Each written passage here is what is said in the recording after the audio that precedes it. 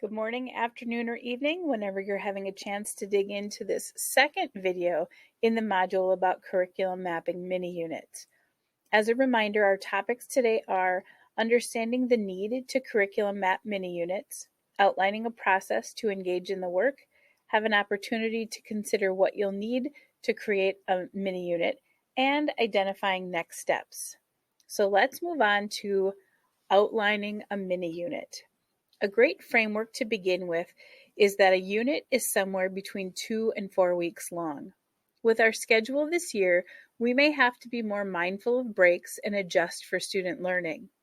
As we build this first 2 to 4 week unit, we will begin with that first standard that you identified as a priority in your skeleton scope and sequence, and then consider the standards you did not highlight as priorities. We'll call those supporting standards. Which of those supporting standards seems to align with or enhance this priority standard? Our goal is to build a unit focused on one priority standard and 2 to 3 supporting standards.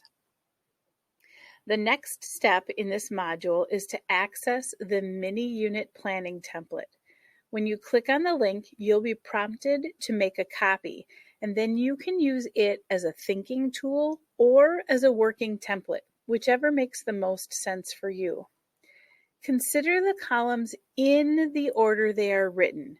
Here's a screenshot of the template for your reference. My next step is to walk through the intention of each column. Begin with the learning objective, written either as a learning target or as an essential question. The goal is to help students understand what they need to be ready to learn, and it's always helpful to share with students the success criteria, what you will help them be able to show by the end of the unit. These objectives should align with the level of rigor called for in your standards in a student-friendly way while using the academic vocabulary called out in those standards. Your learning objectives should also be shared, discussed with students, and be referenced throughout the learning experience. Next, move to assessments. For those of us who have been immersed in Wiggins and McTighe's backwards mapping, designing assessments immediately after learning objectives makes sense.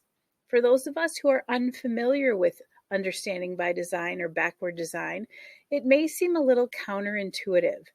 Moving immediately from learning objectives to assessment helps you better plan your lessons. You'll know exactly what students will need to learn, practice, and demonstrate in order to be successful on the end of unit assessment if you've already considered it before you jump into the day-to-day activities. After you design what students will do to demonstrate their end of unit proficiency, then we move to consider what instruction and modeling might they need. What do they need to see in action, observe being thought about or modeled in order to be ready to produce in partners and eventually as individuals? Next is taking time to determine what the day-to-day activities will be.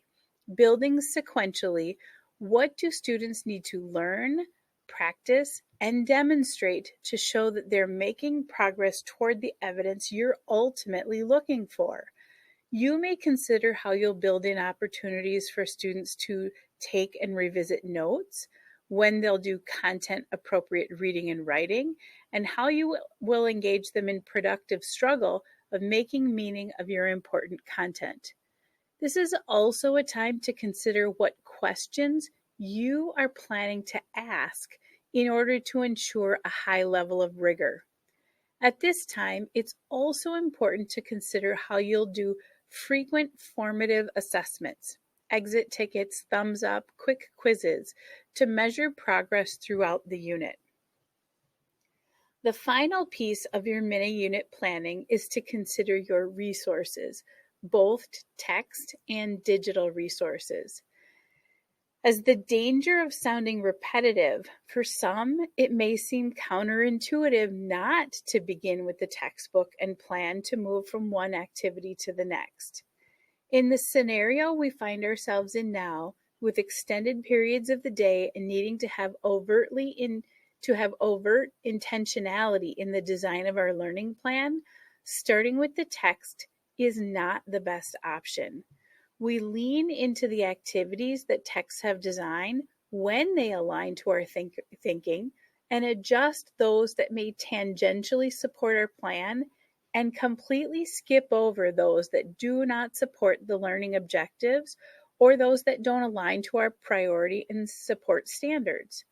In addition to our textbook resources, consider which digital tools may enhance engagement or deepen students' understanding of content. I want to reiterate, this template can be used as a mental tool to guide your thinking, and you may choose to organize your lessons in a different space. Others may appreciate this template as a place to jot down notes, and still others find comfort in this template as the primary tool to collect all plans for learning. You are encouraged to choose how this tool may support your process. After you've finished designing your first mini unit, then go ahead and move on to the next unit. Thanks for taking time to watch this quick video on building curriculum mini units using your previously designed priority standards and skeleton scope and sequence. Please remember to reach out with any questions, any needs for support, or any ideas you want to share. Thanks and have a great rest of your day.